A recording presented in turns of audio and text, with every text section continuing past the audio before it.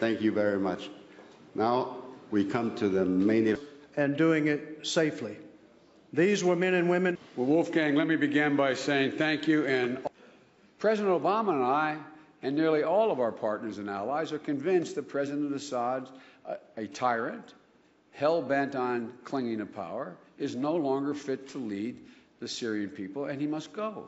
2009, he is already a fourth member of the German cabinet speaking, whom I first met when we were battling in this important function since 2009, after having been... The German government, I think what even more counts is that you also will use the opportunity.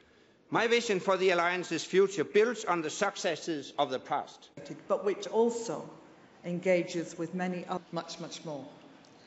And with our partners. Если бы все участники встречи группы действий в Женеве 30 июня прошлого года дружно и добросовестно взялись за осуществление совместно сформулированных подходов, то сегодняшней ситуации в Сирии, трагической, ужасной, могло бы и не быть.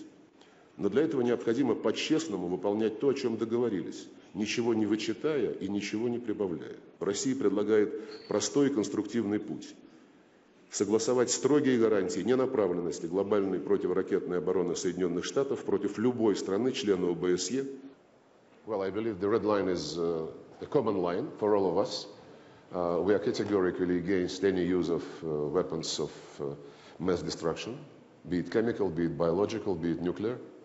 And we are very seriously engaged in daily efforts, in coordination with the Americans, Europeans, with other partners, to make sure that we know what is the state of the chemical weapons in Syria. And we have very sustainable information. We are confident that as long as the government keeps control of those weapons, the situation is safe.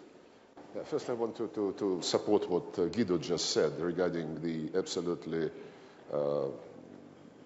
inadmissible options, to use military force against Iran. On the humanitarian corridors with close air support, no. Any use of force, any threat of the use of force will be unacceptable. The situation on the ground requires not more military assets, but immediate ceasefire and immediate end of violence, and persistence of those who say that priority number one is the removal of President Assad. I think it's the